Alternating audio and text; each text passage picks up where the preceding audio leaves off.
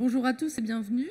Donc, je m'appelle Cyril Redeau, je travaille pour la société Classilio depuis 5 années maintenant. Donc, je suis chef de projet formation et collaboration à distance. Je travaille avec différents types de clients et aujourd'hui, j'ai vraiment le plaisir d'animer cette conférence avec Sylvain Vaccarès, très connu dans le métier, qui va nous parler en fait. Donc, pour la petite histoire, en fait, c'est un client historique de Classilio depuis maintenant 15 années. Donc, on peut dire quand même que là, le retour d'expérience va être très riche. Et il va vous présenter, en fait, Sylvain, l'évolution de la classe virtuelle au sein de parcours longs. Voilà, Sylvain, je te laisse la parole. Ok, merci Cyril. Donc voilà, donc moi je m'appelle Sylvain Vaccarès, donc je suis le responsable pédagogique du master ingénieur en information qui donc est délivré à l'université de Rennes 1 depuis 2005 maintenant, donc ça fait 15 ans. Donc c'est un master qui est ouvert à la formation continue, donc les gens sont essentiellement à distance, même s'il y a quelques regroupements. Et donc, on utilise massivement les outils synchrones et asynchrones. Et ici, évidemment, je vais vous parler plutôt de la partie synchrone. Bon, par ailleurs, je travaille aussi pour des entreprises. Donc, j'utilise aussi la classe virtuelle dans les deux champs. Si vous avez des questions par la suite, je pourrais aussi répondre sur ce point-là. Alors, la classe virtuelle aujourd'hui à l'université de Rennes, en tous les cas pour les projets sur lesquels j'interviens, ça représente donc deux grandes formations, le master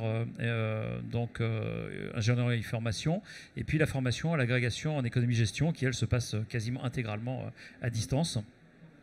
Et ça représente à peu près 600 personnes en fait, qui vont suivre une cinquantaine de sessions de 2 heures sur leur cursus, sur 7 mois à peu près, 7-8 mois. Donc là j'ai mis par an, mais en fait ça redémarre tous les ans, mais ça dure que 7-6 mois. Il y a à peu près donc, de 200 sessions organisées chaque année. Donc on a une utilisation assez intensive et les gens sont répartis vraiment partout. On a des gens sur tout le territoire, à l'étranger, enfin vraiment dans n'importe quel fuseau horaire. Voilà, donc pourquoi on a été amené à utiliser les classes virtuelles dans le cadre d'une formation de ce type-là, qui sont des formations longues. D'abord, la première chose, c'était de pouvoir accueillir des étudiants ou des gens qui voulaient se former, quel que soit le lieu où ils habitaient. Donc nos apprenants sont situés dans le monde entier. Après, sur le cas du master ou sur l'agrégation, il nous faut des profils d'intervenants qui sont pointus. Et donc, on est situé à Rennes. Et moi-même, j'habite pas du tout à Rennes. Et donc, c'est pas toujours simple en fait de faire venir les gens à Rennes le soir pour 2 heures. Voilà. Donc là, on peut avoir des intervenants qui sont situés au Canada, en France, enfin n'importe où, et ils peuvent intervenir facilement. Ça, c'était vraiment les éléments clés du départ. Et puis, il n'y avait pas que ça. Il y avait aussi des dimensions pédagogiques, parce que là, c'est plus pratique, ce que j'ai évoqué tout à l'heure. Les dimensions pédagogiques, c'était que dans les formations que l'on propose, il y a toujours une partie présentielle pour un certain nombre d'activités qui sont nécessaires. Par exemple, sur l'agrégation en ligne, on prépare les gens au concours et donc on les prépare à l'oral et ils passent des oraux et il faut qu'ils les passent en vrai. Donc, comme dans la salle, dans les mêmes conditions avec un vrai jury. Donc ça peut se faire que en présentiel. Dans le master, on a tout un tas d'ateliers, on apprend aux gens à animer des réunions, par exemple, de conception, des choses comme ça. Et donc, il faut qu'ils animent réellement, il faut qu'ils vivent réellement les outils qui sont des outils, là, pour le coup, physiques présentiels. Donc, on a du présentiel, on a de la synchrone, parce que les gens apprennent leur rythme, évidemment, c'est tout l'intérêt de la formation en ligne. Et puis, on a aussi le synchrone qui va permettre, entre les différents regroupements, de proposer une activité synchrone avec des échanges, avec des activités en ligne qui vont se faire tous ensemble de manière aussi à avoir une cohésion de groupe et à maintenir l'attention des personnes et les laisser sous tension finalement en fait pendant leur formation. Donc c'est à la fois finalement la complémentarité, c'est à la fois la complémentarité avec les autres outils et aussi l'idée de donner du rythme à la formation, notamment sur des formations longues. L'objectif c'est d'avoir aucun abandon. Sur le master, on n'a pas d'abandon. Voilà, sur des formations avec des gens qui travaillent à plein temps sur des programmes extrêmement ambitieux, en fait, extrêmement volumineux sur un an. Alors les plus-values en fait, qu'on constate à l'issue de l'utilisation de la classe virtuelle, ces 15 ans d'expérience, d'abord c'est qu'on augmente l'audience. C'est-à-dire que grâce à ce système-là, on arrive à diplômer, on arrive à conduire les gens au succès, et ça se sait en fait. Donc on a démarré, on était quelques-uns. Aujourd'hui, dans le master, on a 198 personnes en liste d'attente. Donc sur un master en ligne, ligne pour des gens qui travaillent. Donc on a une vraie audience en fait qui a largement augmenté et qui est due au fait que grâce à ce système de classe virtuelle, en complément du reste, hein, bien sûr, les gens sont sûrs d'accéder à la formation et d'arriver au bout. Dans le cadre de l'agrégation en ligne, 100% des agrégés sortent de cette formation. Donc, si vous voulez, très vite, les gens sont venus là, si vous voulez avoir l'agrég. Donc, on a bien une diminution du décrochage, en fait. Hein, c'est ça l'enjeu. C'est de dire, à partir du moment où on met en relation les gens de manière ponctuelle avec un vrai jalon, un vrai rendez-vous et qu'on leur propose de véritables activités en ligne, les gens viennent. Et comme ils viennent, eh bien, ils ne décrochent pas.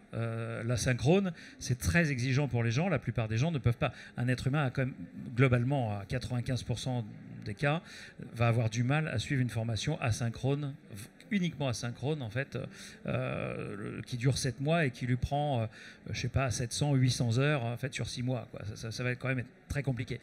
Faut être câblé vraiment très particulièrement. Là, avec les classes virtuelles, il y a ces rendez-vous en fait, qui vont créer la notion de socialisation, hein, de groupe, le sentiment de groupe, et ça va aussi poser des jalons en fait, qui vont permettre aux gens d'avoir des rendez-vous et de suivre finalement et d'être toujours dans le rythme de la formation. Alors ça peut être plus ou moins important, hein, pour vous donner quand même quelques éléments concrets. Dans le master, c'est 3 classes virtuelles par semaine, 2 ou 3 classes virtuelles par semaine, hein, pour vous donner les idées de volume. Donc c'est 2 heures, c'est de 21h à 23h. D'ailleurs, dans les avantages que je n'ai pas cités, ça permet de faire des cours de 21h à 23h à l'université, ce qui n'est pas possible puisqu'elle est fermée, l'université, à cette heure-là, mine de rien. J'y ai pas pensé, mais là, ça me revient. Et puis, voilà, et la grecque, c'est un petit peu moins que ça, mais enfin, il y en a toutes les semaines quand même. Hein. Donc, on parle de jalons puissants quand même. Hein. Et puis, ça accroît l'efficacité pédagogique parce qu'on va pouvoir faire des activités qu'on ne peut pas faire en asynchrone, en fait.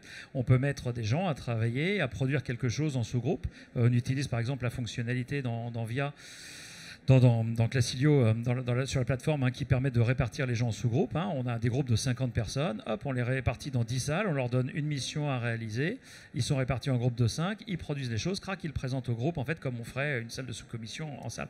Donc on peut les rendre réellement acteurs, et les gens, comme ils viennent souvent dans l'outil, ils savent très bien s'en servir, en fait. Dès les 2-3 premières séances, en fait, tout le monde est capable d'être animateur, peut prendre en charge son groupe, a compris tous les outils, est capable de produire en collectif, etc. Il n'y a vraiment aucun problème. Et ça accroît l'efficacité pédagogique de manière claire, puisqu'on peut faire produire les gens à distance, en synchrone, et faire une évaluation, faire une restitution en direct, en fait, à partir de ce qu'ils ont produit. Donc ça, c'est vraiment quelque chose de très efficace, pour lequel on n'a pas d'autres outils, hein, pour le moment, pour faire ça. Alors, je vais rebondir sur ce que vient de dire Sylvain, en plus des activités multiples et interactives et pédagogiques, bien entendu, hein, pour améliorer la formation. Aujourd'hui, on observe que la classe virtuelle est de plus en plus utilisée, quel que soit le client, que ce soit pour l'université de Rennes 1, mais d'autres aussi, pour le tutorat. Hein, c'est-à-dire que là où on faisait des rendez-vous téléphoniques hebdomadaires avec un apprenant qui était en difficulté sur un parcours tout distanciel, eh bien aujourd'hui, en fait, on va pouvoir se rencontrer, on va pouvoir caler un vrai rendez-vous en classe virtuelle pour peut-être télécharger un document, une soutenance qu'il sera en train de préparer pour pouvoir l'aider. Donc là, la position du formateur change aussi. Donc l'enseignant présentiel devient animateur de classe virtuelle, formateur comme vous voulez, mais on a une notion d'accompagnement qui est toujours aussi très prégnante et qui va faire sur des parcours longs et distanciels où parfois on est en échec. Hein, c'est un mode d'apprentissage qui n'est pas évident, surtout quand on est en situation professionnelle. Et le tutorat est aussi une vraie clé de réussite pour toutes les formations, hein, que ça soit, j'imagine, pour le master MFEG, mais pour d'autres. Et ça, c'est quelque chose que l'on observe un peu partout, quelle que soit la structure, quelle que soit son ampleur. En réalité. Hein. Donc des chiffres officiels nous disent aujourd'hui que des responsables pédagogiques, des responsables formation vont utiliser la classe virtuelle dans le cadre du tutorat à hauteur de 34%. Et ça augmente chaque année. Hein. Donc c'est un facteur fort. On n'y pense pas toujours quand on s'initie à un nouveau projet de classe virtuelle de digitalisation de la formation. Mais le tutorat fait partie intégrante maintenant des cursus et la classe virtuelle peut être un outil précieux pour cela. Oui, tout à fait. Et même pour compléter ce que tu viens de dire, un truc que je n'ai pas précisé, dans le cas du master, les soutenances de mémoire se font exclusivement en classe virtuelle. Alors vous allez me dire, on pourrait faire venir les gens au jury. Les gens qui passent le master, forcément, ils sont motivés, ils viendraient. Même si on les convoque à l'autre bout de la Terre, ils finiront par venir.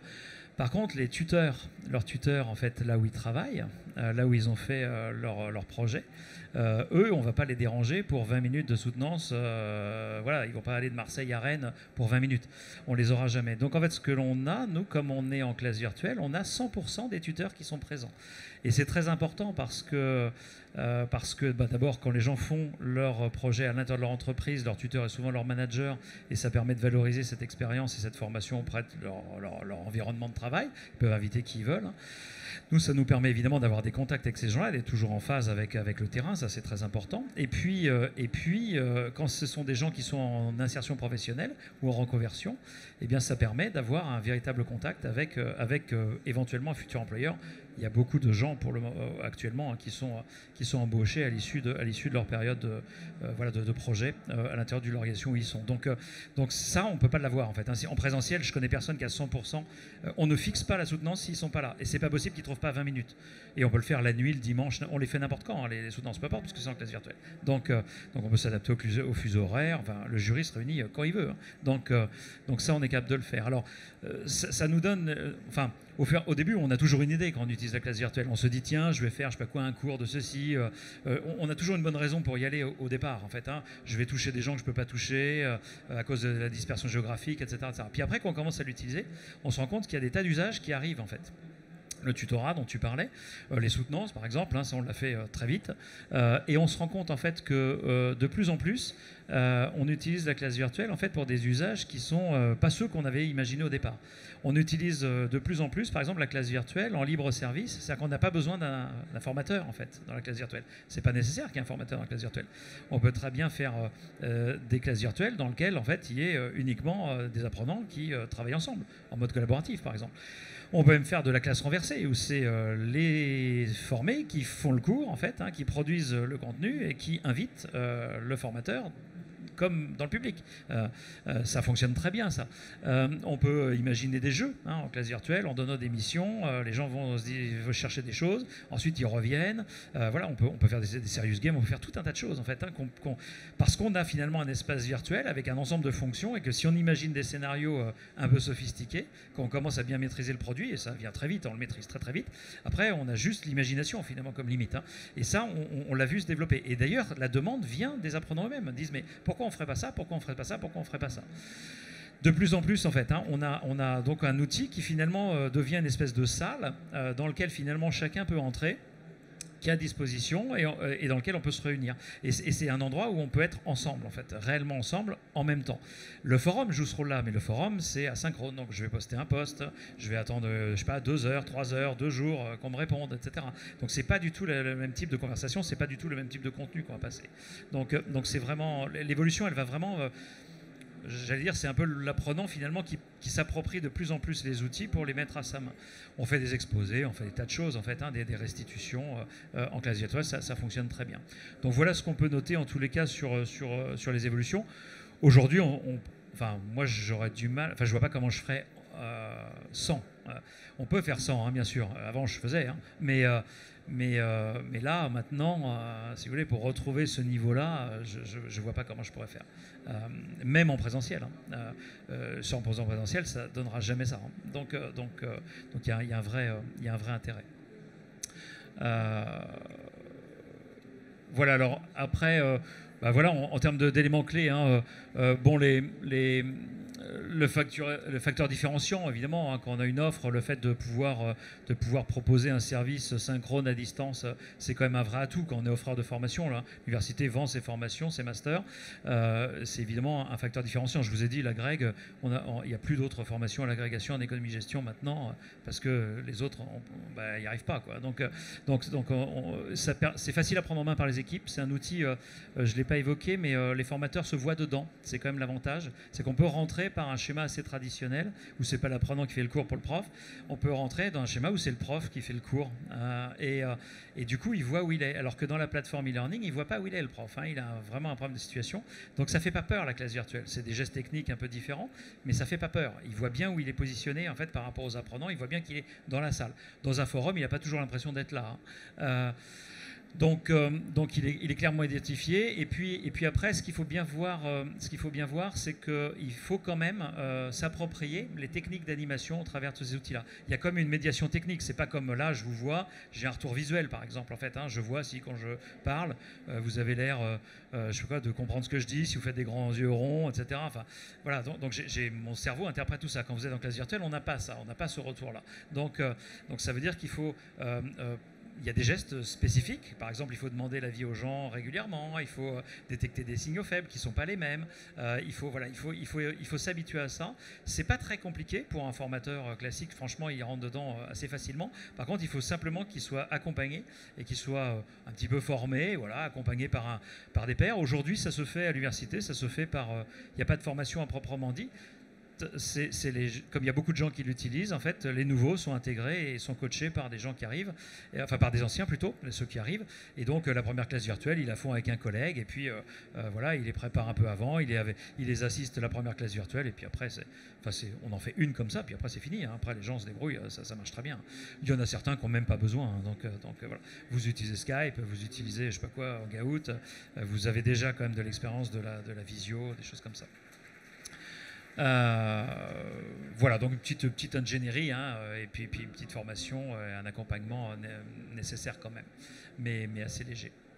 Voilà, je ne sais plus trop je crois que c'était tout. Hein, c'était je vais rebondir là-dessus justement pour terminer, puisque là, sur l'université de Rennes 1, en master MFEG, on forme des ingénieurs en digital learning. C'est vrai. C'est quand même déjà un public averti, donc forcément, en interne, les ressources sont là. Ce qui n'est pas le cas de tous nos clients, bien évidemment. Donc l'équipe Classilio est bien évidemment là pour vous aider en amont de votre projet. Hein, on va discuter avec vous et on va identifier ce qui va vous convenir, le gap à franchir éventuellement. Et bien sûr, nous vous accompagnons et nous vous formons. Donc sur l'aspect technique et fonctionnel. Pourquoi technique? Parce que quand on fait de la distance, il y a une dimension technique à prendre en compte, ne serait-ce que le réseau.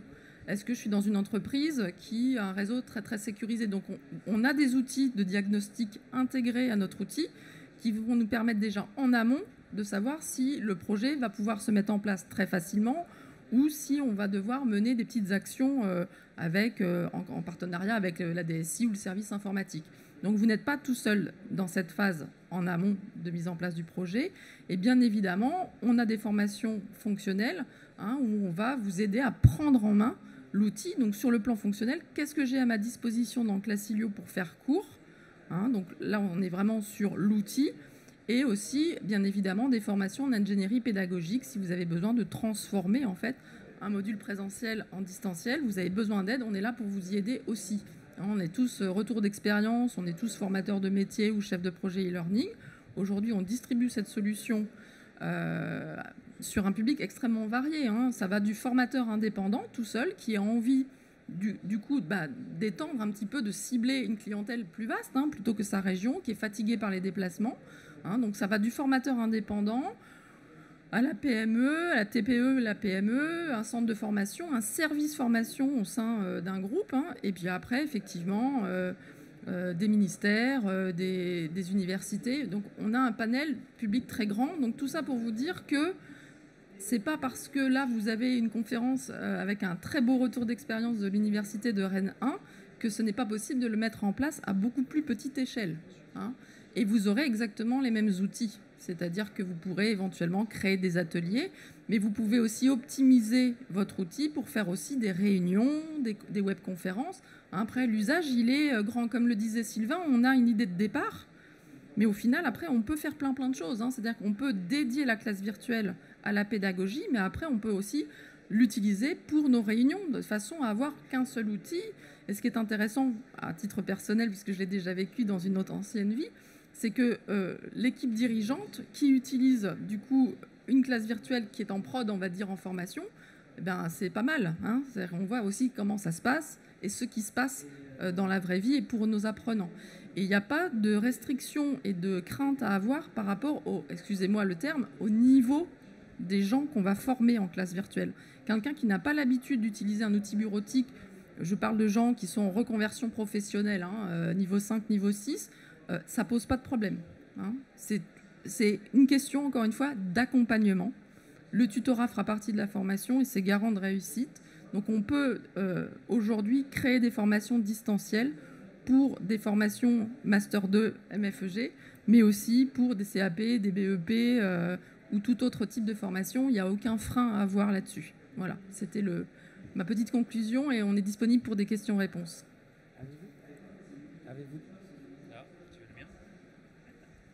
Avez-vous des questions? Oui. Bonjour, merci pour votre intervention. Quel conseil donneriez-vous à des intervenants qui ont une certaine expérience, un certain âge et qui sont assez réfractaires à la digitalisation de leur contenu? Alors, en réalité, la classe virtuelle, c'est une réponse intéressante à ça. À l'université, j'en ai quand même beaucoup. Hein. Donc là, ils ont toujours peur de perdre quelque chose. Donc là, ils perdent rien, puisqu'ils sont là. Donc c'est l'intérêt du synchrone, c'est que ça ne se passe pas quand ils ne sont pas là. Et ça, c'est quand même assez rassurant. Et après, il y a quand même la médiation technique auquel il faut faire attention. Alors, Cyril nous disait, bon, faut être accompagné, etc. J'en ai parlé tout à l'heure aussi, hein, c'est important. Et il y a cette dimension-là, mais si on veut habituer les gens, il faut les amener à travailler avec, en fait. C'est-à-dire qu'il ne faut pas forcément qu'ils animent tout de suite avec, mais c'est un outil pour faire des réunions, c'est un outil pour faire... C'est même un outil pour faire du recrutement, en fait. Hein. Moi, je l'utilise beaucoup pour faire du recrutement aussi. Puisqu'on ne prend pas tout le monde, on sélectionne les gens dans les formations, et donc pour faire des séances de recrutement, bah, ça peut être pratique d'utiliser ça pour faire, par exemple, travailler les gens ou leur faire présenter quelque chose, faire un petit exercice, etc. Donc, et ça c'est une autre utilisation. Et après, assez naturellement, les gens vont l'utiliser dans leur propre contexte de formation, parce qu'ils vont voir ce qu'ils peuvent en tirer. Ce qui est important, c'est d'arriver à ce que les gens imaginent ce qu'ils vont pouvoir faire avec, en fait, et comment ils vont se positionner. C'est la réponse, c'est ça qui fait peur dans le digital learning, souvent, aux intervenants, en fait. C'est pas forcément qu'une question d'âge, hein, faut se méfier. Oui. Une question ici. Bonjour, une petite question. Donc là, c'est en live, on peut le faire concrètement, mais oui. Pour les personnes qui voudraient accéder au contenu que vous allez proposer à un autre moment, est-ce que le contenu reste disponible ? Oui, bien sûr. Et donc, on peut y accéder. Tous les supports qui sont utilisés. Et il y a même, alors c'est une fonction que je n'ai pas évoquée, mais il y a des enregistrements qui sont possibles. Donc, nous, on a par exemple des gens qui sont dans des fuseaux horaires où c'est un petit peu compliqué. Si vous êtes au Vietnam, les classes virtuelles à 21h, voilà, c'est un peu compliqué. Hein. Donc, 3 fois par semaine, donc ils ont du mal à les suivre toutes. Même la réunion, 3 heures de décalage, ça commence à minuit. Tous les jours, quand vous travaillez, c'est un peu dur, hein, quand même, à minuit, 2 heures du matin tous les jours. Et donc, on enregistre de manière à ce que les gens puissent accéder au contenu. Alors, après, ça dépend de l'activité que vous faites. Hein. C'est comme si vous faites un atelier en salle et que les gens produisent dans l'atelier. Ben voilà, la restitution, ils n'auront pas forcément participé à l'expérience elle-même. L'expérience est formatrice, mais c'est une expérience un peu dégradée. Voilà. Un autre usage que je n'ai pas mentionné tout à l'heure, mais quand on fait des regroupements et que les gens ne peuvent pas venir au regroupement parce qu'ils habitent à l'autre bout du monde, eh bien on leur fait le regroupement en même temps que les autres en utilisant la classe virtuelle. On projette la classe virtuelle dans la salle et quand on demande des activités à faire, il y a un tuteur qui s'occupe d'eux à distance. Ils voient en fait les restitutions qui sont faites par les groupes qui ont travaillé dans la salle et eux, ils présentent leur travail qu'ils ont fait à distance avec des outils équivalents, mais évidemment en ligne, hein, forcément, parce qu'ils ne sont pas ensemble, et ils le présentent à l'intérieur de la classe virtuelle et donc ils participent réellement au regroupement. Ça, c'est quelque chose qui est assez fantastique hein, parce que ça fonctionne très très bien, très très bien. Vous avez d'autres questions? Oui, pardon. Hop.